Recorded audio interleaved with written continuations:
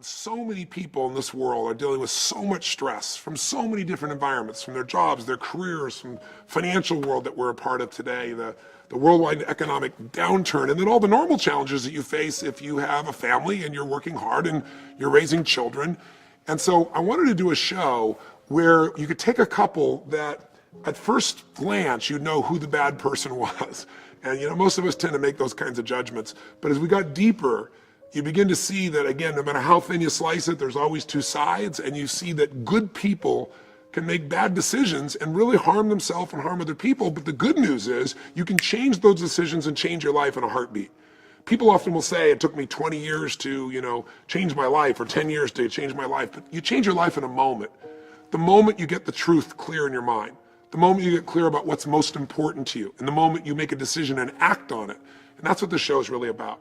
So I put the show together and worked with this couple because of a couple of reasons. Number one, there are, 5 kids involved here, 5 boys that desperately need parents, and neither one is really there at this time. They were both caught up in their own pain. And how many families do we see like this? It's so easy to point the finger at other people, but when we get overwhelmed, when we get overloaded, we forget about the impact we're having on other people very often that we care about the most. Or we know it, but we feel like we're powerless to change it. And so these kids, I wanted to make sure we made a support system for by getting these parents back together. I also saw that there were 2 people here that really loved each other, but were just hurting each other. And unfortunately, that's too common as well. And I thought if we could look through the lens of how to heal a relationship like this, if it was possible to heal, I didn't know for sure if it could be, then we'd be opening a door for many people to ask some new questions, to reevaluate their own relationships, and to maybe put some things back together in their own lives. But I also picked this couple because they were a perfect metaphor for what we're seeing more and more in the culture we live in today, which is what we think is most important, even when we achieve it, doesn't fulfill us.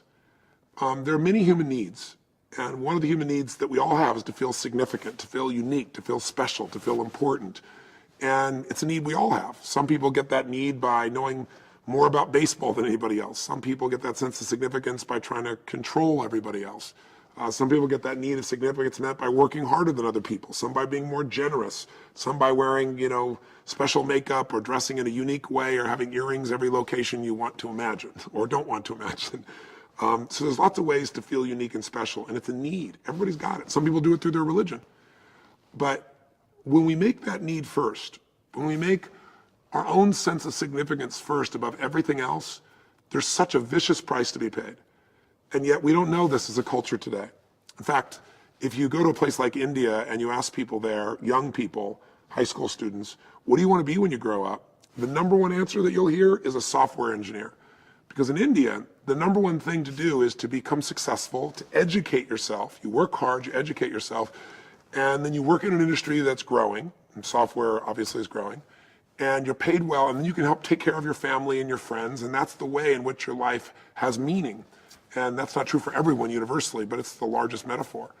In the United States, and I can't remember if it was USA Today or ABC News, I think it may have been a poll where they both worked together. They did a poll only about 6 months ago, and they asked high school students in the United States, what do you want to be when you grow up?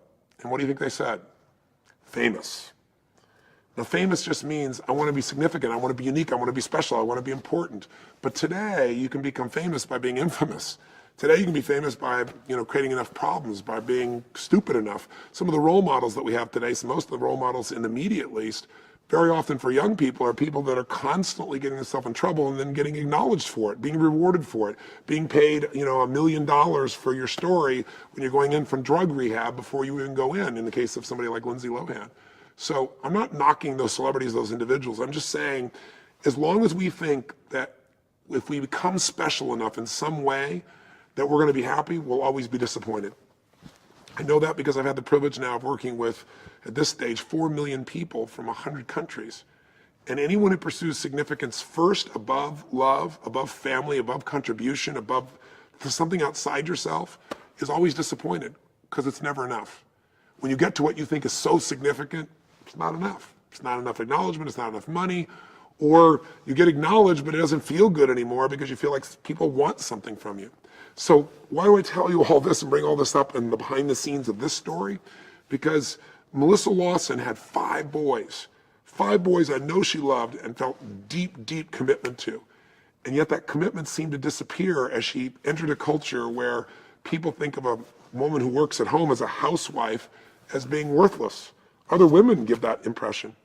And we allow the culture to start to control us, to start to make us decide what's important, what's not important. And when that happens, you're going to have the same problems everybody else in the culture has. And would you say most people in our culture are happy, fulfilled, have a deep sense of meaning, love their work or mission, are physically fit and strong, have passionate, healthy relationships? The answer would be no.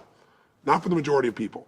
So if you act like everybody else, if you pursue what everybody else pursues, you're going to have a problem. That's not to say this woman shouldn't have the right to pursue her music, but she was doing it in a way that was destroying her own boys and destroying her intimate relationship with her husband, and frankly, I believe destroying herself. On the other hand, it's always two-sided, right? I knew that underneath this, for her to be there, this man, Rick, her husband, must have some real challenges too that haven't shown up. And when I first heard about this, and I heard that, while she was off doing this show, that he had an affair, I just want, my number one thing is I need to take him and rip him open, right? Teach this guy a lesson. I mean, I understand people do this all the time. I understand that's their needs, but he can't have some justification for that. He's got to own this. He's got to turn this around.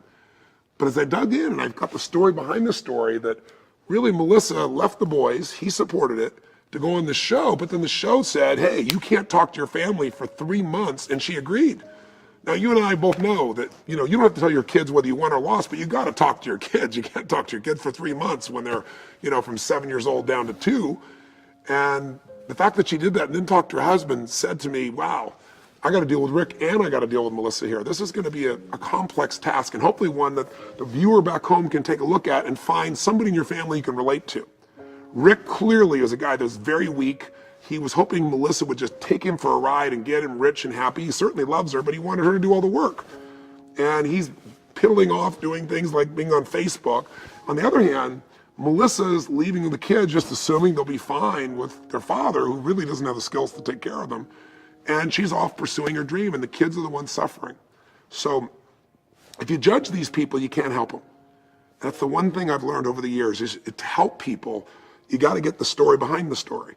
You got to dig underneath and see what's really going on. And I know that's not Melissa is uncaring. I knew it's that Melissa doesn't feel like she's enough, which is a common thing most human beings have. So how do we tackle this? Well, I tackled it by saying, we got to get to the truth. I got to get them out of the environment where they are, separate them from the kids by themselves first, take them to someplace new, which we brought them here to Malibu, sat down, and let's get underneath it. And as we get underneath it, we got to get them to see the truth. I got to get him to see that he's been trying to live off his wife, and he's basically undisciplined and been lazy. That's not who he is, but that's how Rick's been behaving. And I got her to see that you've been making everything about yourself more important than your children.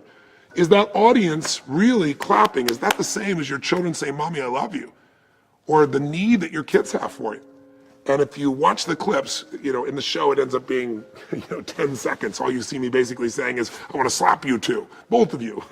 But if you get underneath it, you'll see we spent 2 hours. And I think on the site here, if you click, you'll see, if you want, more of that therapeutic intervention, and you'll see how the breakthroughs actually happened, because they made some huge breakthroughs right away, right out of the jumping blocks, so to speak, starting blocks. Now, what do we do next? I got to make sure they're both committed. Once I get Rick to see that Melissa really does need him, once I get Melissa to see she needs to be there for her children, she can see where she was selfish, he can see where they're selfish. Now there's an opening.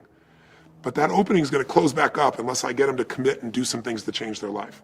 So very quickly, I got to do something physical. I want to do something to test them, and it doesn't show up in the show because of time.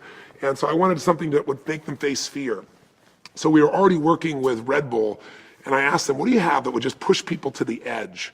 And they said, well, Tony, you're a helicopter pilot, and you know what it's like to do some stunts in helicopters. It's impossible to do a 360 in a helicopter. The G-force is intense, and it would rip the helicopter apart. But we said there's one helicopter in the world, we own it, it's an experimental helicopter, and one pilot in the world who can do this, and they said it's the wildest, most intense ride you could possibly imagine. I said, I want that. The problem is, the day we went to go shoot, there was a big fire, the sky was filled with smoke, which made it even more dangerous, the time was running out, and so only one of the two could actually make this trip, whether it was going to be the situation that Melissa would take on, or whether it was going to be the situation that now Rick would take on was the big question. And I knew Rick was scared, and I needed Rick to become a man again. And fortunately, I said, one of you's got to decide where to go, and Rick didn't hesitate, and he stepped up. After that intervention, he understood he had to step up at a different level. He went on this wild ride, And Melissa was blown away. She was so surprised. Again, it created what we call polarity, where she started like respect him, like, look at him, man, he's got cojones on him again. He's making stuff happen. And so that night when I brought to them their next challenge, I mean, again, it was cut out of the show, but it was like I had to pull them apart and go, look, this is a G-rated show. I mean, there was an energy between them, which was really beautiful. Then I gave them the task that you saw on the air. We sent them on that family trip to the Enchanted Ranch. And I'm not going to recap that. You should have seen the show by now. I'm sure you got a sense of what that was like. But while they were there, I needed Rick to understand that there was nothing wrong with his boys, except the fact that he wasn't present for them. I don't mean present like showing up in the living room. I mean present like with them. And so there was the first moment when I came and all the kids were talking, the cameras were trying to shoot, and they were all yelling, making noise. And I just took each boy one at a time and looked them right in the eye with presence and talked to them and let them know you get to be a kid again. Your dad and mom are here. And Rick saw that, and it was a shift for him that was really wonderful. The next day, he went out and took care of the kids. The next day after that, everything shifted for him. He said this kids had become his priority, and you could see it in him. He saw he could make a difference. He saw his kids weren't out of control. They just didn't have the presence of a father. And once he got that, that was an awakening. What's a breakthrough? It's a moment in time when you see the truth. It's a moment in time when you stop lying to yourself. It's a moment in time when you see that truth and you act on it. And Rick, to his credit, really did do this. Now, the most important part of the whole process was working with the family. Because we went back to their home and I got to see how the Lawsons had been managing their family, so to speak, and it was disastrous. So we brought all the family together, the family, the kids, the friends, and found out that, Rick had been in a position where he'd lost his business previously, and people in his church had given him money to do a roof. He's in the roofing business, and he never followed through. Their house was still leaking, and he took the money they paid them and paid others bills of his. He just wasn't being responsible. So I had to work on Rick very intensely, and I brought in for Rick to turn him around. I said, you can't expect Melissa to take care of these kids if you don't become an incredible provider. And so I brought in my partner, Chet Holmes, and we're in a business where it's called Business Breakthroughs, and we turn businesses around. I've been doing it for 30 years. Chet's been doing it for an equal amount of time. And we've done big companies, small companies. And I said, Chet, you're going to come in here, and I really want you to work with him and train him and show him how he can add value in the industry he was in. And so he got an opportunity to go to work for a company called Simon Roofing. And Simon Roofing is one of the largest commercial roofing companies in the world. And they have a very special approach to making sure that they provide the needs for their customers different than anybody else. So we took him out, got him in a suit, got him out there working out, got him losing weight, got him going doing his presentations. None of this you see in the show because we only have 44 minutes, so we had to focus only on the breakthroughs that happened really with Melissa. But Rick had huge breakthroughs. In fact, at the end of the show, what's cut out, the people from Simon Roofing gave him a job, and he's gone to work for that company, and he was able to make enough in that job to be able to keep them from losing their house and start turning their finances around. The final part of kind of the story behind the story that I really want to point out to you, and I'll wrap up here, is if this is a story about getting to the truth, if this is a story about valuing what's most important in your life, then I had to get Melissa to not just verbally say that her kids were the most important thing. I had to get her to commit in a way where those boys would know for the rest of their life that they were the most important thing on earth. If she didn't do that, if she kept going for her music, even though she has a true gift, I mean, the argument would say God gave her this incredible voice, but he also gave her these 5 boys. So I needed to make sure that she drew a line in the sand and she really separated from her ego needs and focused on her children. And so I went for the gamble. And even my producers, my partners were saying, Tony, I don't know if this is going to work. And I sat her down and said, you say your kids are first. I want you to not work for 18 months on songs. You can write songs, you can sing, you can do it in your church, but not for money, not to promote your career. And watching her go through that experience was like the death of the ego. And the interactions between she and I were pretty intense.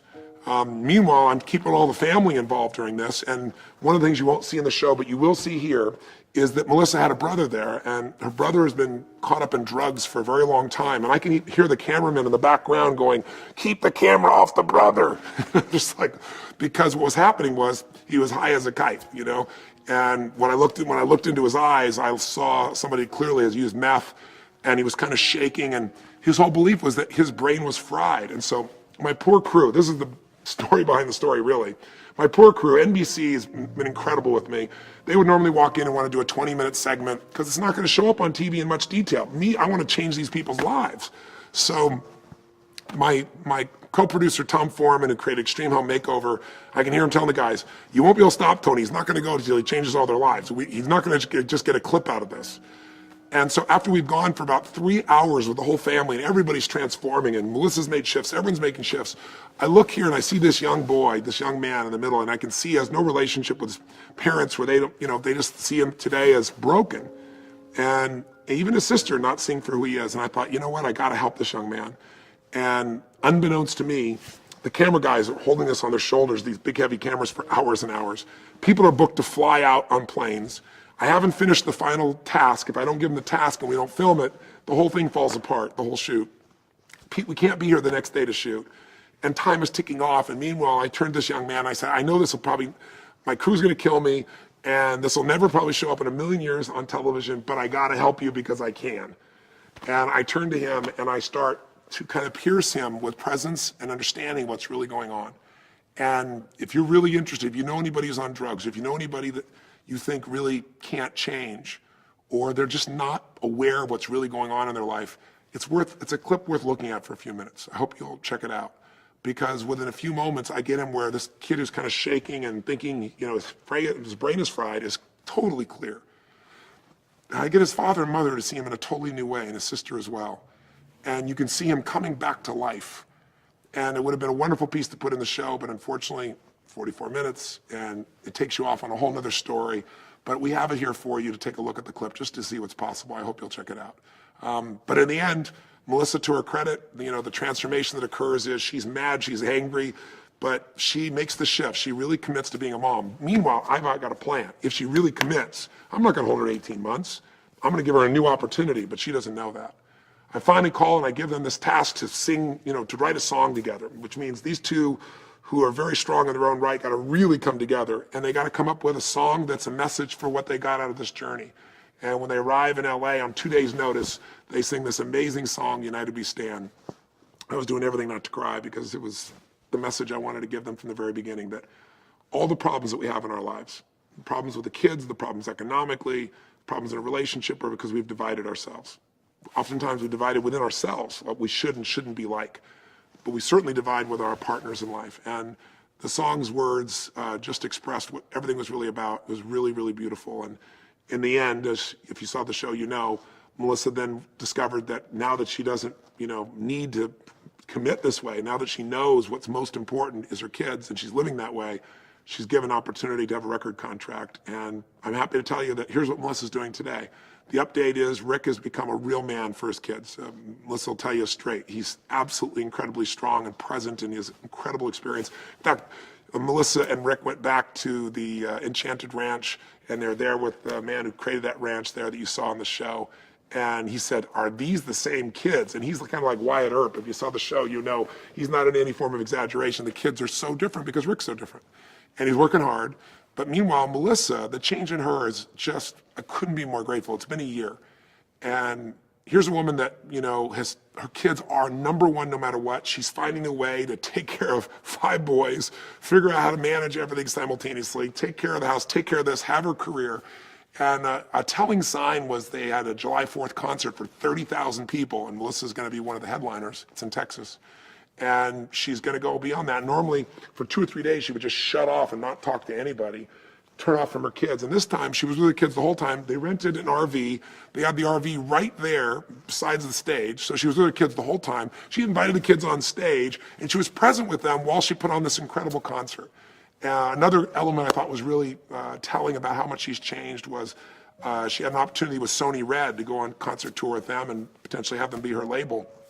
They could do some amazing things for her career. They're a great label.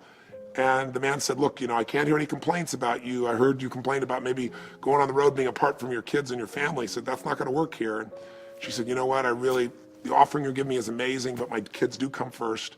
And I have another way to do a record contract that's not as dramatic or as exciting, but it allows me to take care of my family first. And she's chosen that. So she's working with Ray, the man you saw on the show, and she's coming out with an album, but she's coming out right away with a song. And if you click on the next button, or maybe it'll come on right after I'm done here, you'll hear the full song of United We Stand. And if the spirit of it touches you, go to iTunes and get it. We have no connection to this, but we have a connection to the hearts of these people, and they're doing well, they're growing, they're expanding, And Melissa, I think, has shown every woman in America there's nothing more important than your children, not even your career, and there's a way to have it all. But you got to keep your priorities straight if you're going to be happy. And you got a couple here that I'm sure will have their ups and downs, as all couples do, but there's a deep love for each other. There's no divorce a part of this life. These kids have two parents that are there for them. And I think, Rick and Melissa have really shown us how much life can change if you get your priorities straight. And we all have to decide what those priorities are. So that's the story behind the story. If the show touches you, please pass this on. There's some links here you can send, or if you haven't seen the show and you just heard the whole story, go watch it on Hulu. And once again, you can see what's happening with the two of them by clicking on the next click button nearby. And I really encourage you to see the intervention that was done with her brother so you get a sense of just how you can get people present within a few moments. Thanks for watching. Live strong and live with passion.